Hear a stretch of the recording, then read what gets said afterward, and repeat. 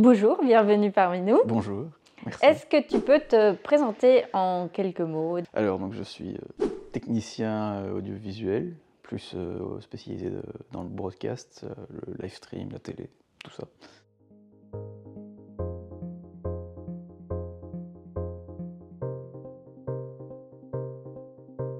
Donc je suis indépendant, ça fait un petit temps déjà. C'est un statut que j'aime beaucoup, qui me permet d'avoir pas mal de liberté aussi pour travailler à plusieurs endroits différents.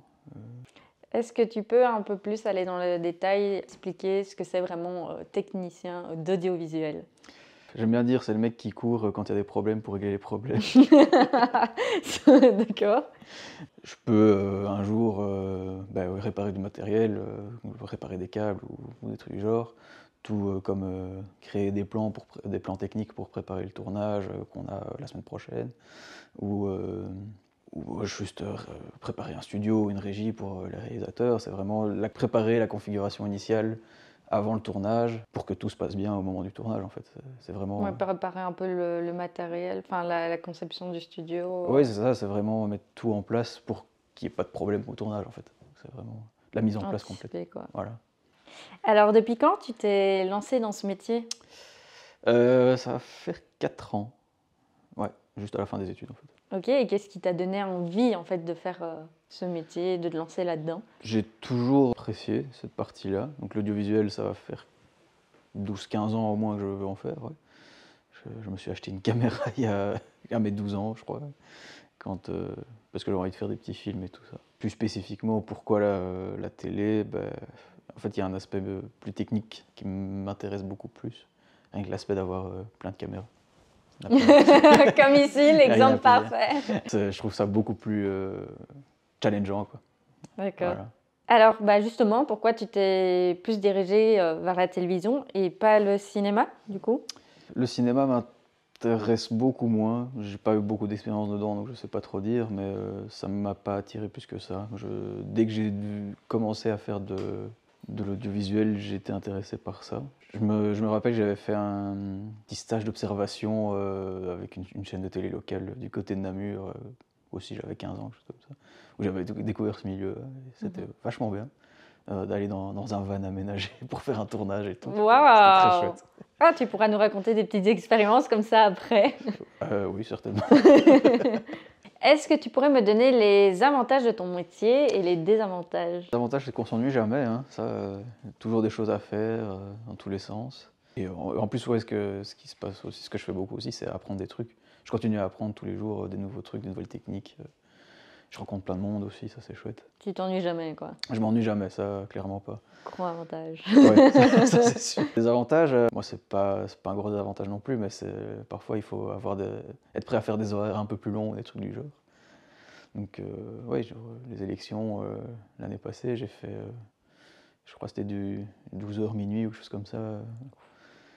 Et le lendemain, je devais être prêt à 6h du matin, un truc du genre. Oh là là, ça doit être compliqué. Oui, c'est pas tous les jours, donc ça va, mais faut être prêt parfois à mort sur sa chic un peu pour faire des horaires comme ça, quoi. Ouais. Alors, est-ce que tu définirais plus ce métier comme un travail d'équipe ou un travail plus solo, en fait? Un peu les deux, hein, ça dépend des moments. Il y a beaucoup de travail d'équipe, ça c'est sûr, que ce soit des réunions pour préparer des tournages, les tournages en eux-mêmes, c'est évidemment du travail d'équipe. Après, tout ce qui est préparation du matériel ou quand je dois créer des plans, je le fais tout seul de mon côté, ou même quand je dois réparer des trucs, ça sert à rien d'être à 3 dessus, quoi. En effet, sinon c'est compliqué. Ouais, un peu les deux, quoi. Ça dépend, ça varie beaucoup. Ok. Et niveau travail d'équipe, c'est avec quel corps de métier que tu travailles? Donc beaucoup la production, ça évidemment, dès qu'il y a de la préparation à faire.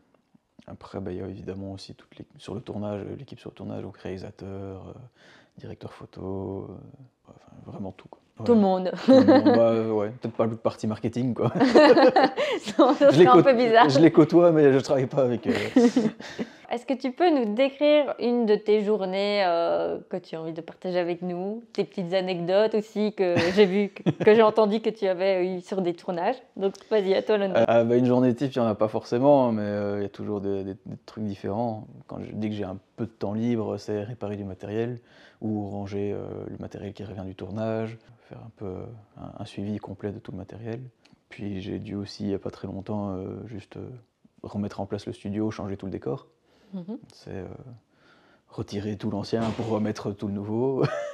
Donc il n'y a pas très longtemps, j'ai dû changer tout un décor. Donc c'est retirer l'ancien pour remettre tout le nouveau. Donc ça a pris une après-midi complète, par exemple. Et en anecdote, ça revient sur ce qu'on disait tantôt, les avantages, c'est qu'on rencontre plein de gens. Et j'ai pu rencontrer quelques personnes connues aussi, par exemple. Pour l'anniversaire de ma maman, j'ai eu Gérard Jugnot qui lui a souhaité bon anniversaire. En vidéo. Parce que j'avais fait une interview de lui, l'anniversaire de maman était la semaine suivante, je crois, donc je lui ai demandé ça. Puis, oui, j'ai rencontré Patrick Bruel, Patrick Fiori, par exemple. J'ai été faire des interviews anciennement du Premier ministre, dans son bureau, des trucs du genre, quoi. Ça nous fait voyager, ça fait rencontrer des gens, c'est ça c'est chouette. Combien de temps ça te prend pour préparer la technique d'un studio? Ça dépend du studio, ça dépend du tournage. Si c'est c'est un petit direct, ça te prend combien de temps, plus ou moins? Genre un petit studio avec une petite prod C'est compliqué parce que ça dépend des boîtes où je travaille, ça dépend aussi. Mais ici, dans une des boîtes où je travaille, on a un fly case avec tout intégré dedans, on a juste à tirer les câbles nécessaires pour brancher les caméras. Donc je dirais dans ces conditions-là, 3/4 d'heure grand max, on est prêt, quoi. Ok, et pour une grosse prod alors pour une grosse prod, là on doit s'y prendre à l'avance. Parfois on a besoin d'un jour complet ou même 2 d'installation. Si on doit installer les lumières par exemple, si on doit changer le décor, tout simplement. Et puis en studio, l'avantage c'est que les régies sont déjà préconfigurées pour la majorité des trucs. Donc la config en elle-même, il faut juste dire je veux cette config là et elle s'affiche et c'est bon, quoi. C'est toute l'install derrière. Pratique. Ça, pour la partie vraiment régie, et après toutes les caméras, ça prend une demi-journée, une journée en fonction de l'installation, quoi. Si tu devais donner un conseil à quelqu'un qui aimerait se lancer dans le même métier que toi, qu'est-ce que tu lui donnerais?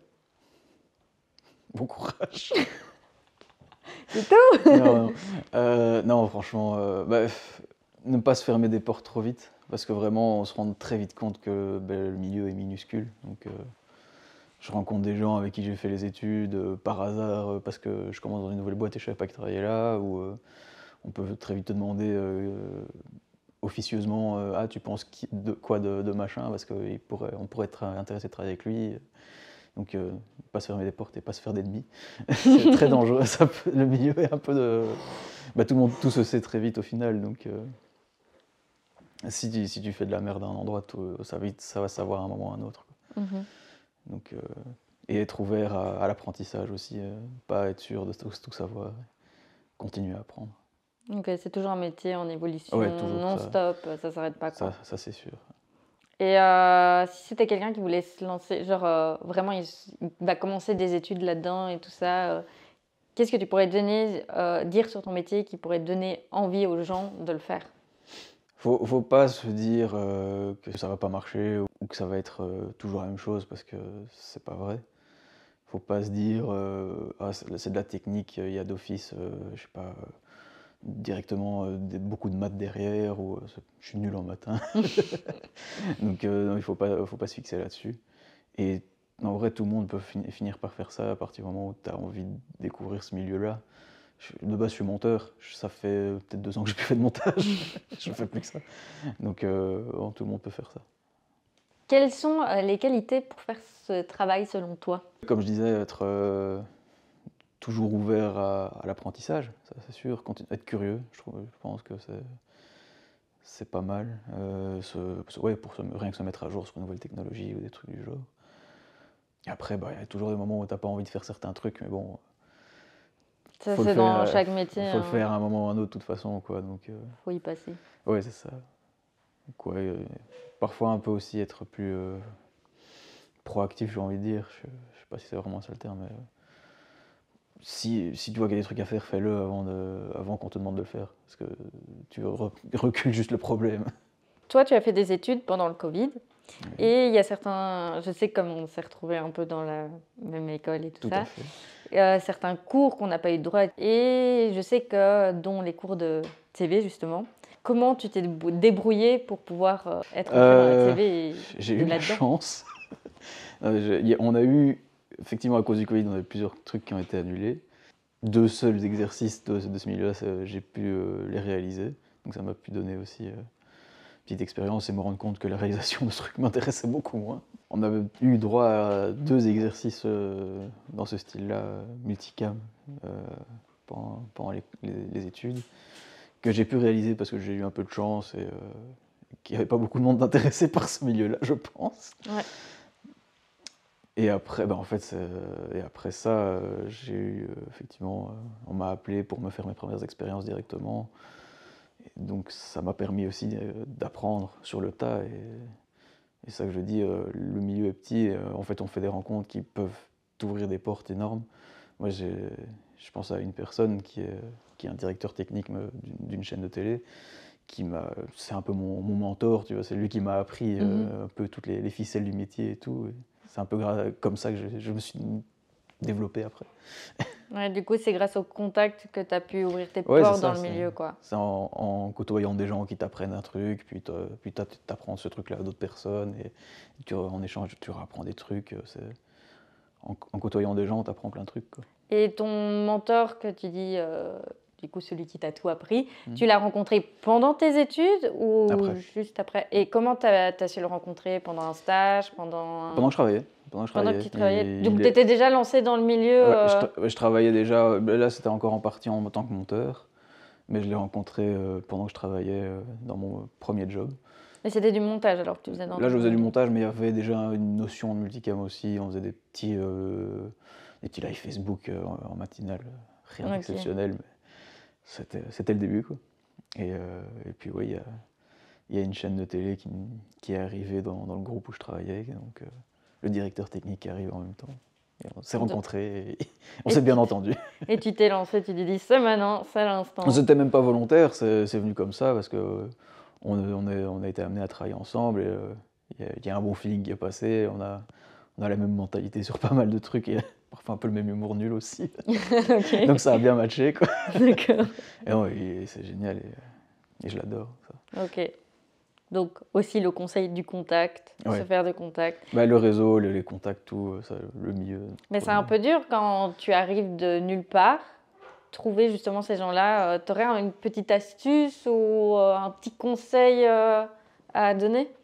Pas hésiter à aller parler aux gens quand ils sont sur des événements, genre des festivals, des trucs du genre. Ouais, il y a des moments où c'est plus chiant que d'autres si on est interrompu, mais moi, il y a quelqu'un qui vient me voir sur un tournage, quand on est en pause, ça ne me dérange pas de venir lui parler, de parler avec lui, de lui expliquer vite fait comment ça fonctionne, et de donner les 2-3 conseils comme ça, ouais, ça, pas de souci. Ça dépend des gens, ça dépend des moments, mais en général, je pense qu'on n'est pas fermé à ça, quoi.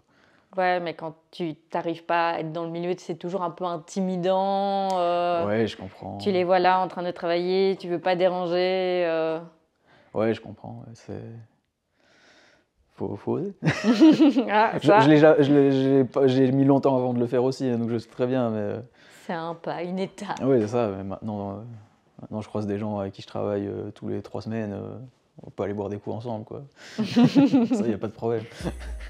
Du coup, merci Maxime d'être plaisir. venu répondre à mes questions, d'avoir pris du temps d'être venu sur mon interview. De rien. Et j'espère qu'on se retrouvera très vite, peut-être pour une aventure, une collaboration peut-être ensemble, qui sait, hein. Dis-moi en plus. Je sais pas, je dis ça comme ça. Mais en tout cas, merci d'être venu. Et nous, on se retrouve bientôt pour une nouvelle interview, un nouveau tuto ou bien un nouveau vlog. Je vous fais plein de bisous et à la prochaine. Et abonnez-vous. Et abonnez-vous. Merci.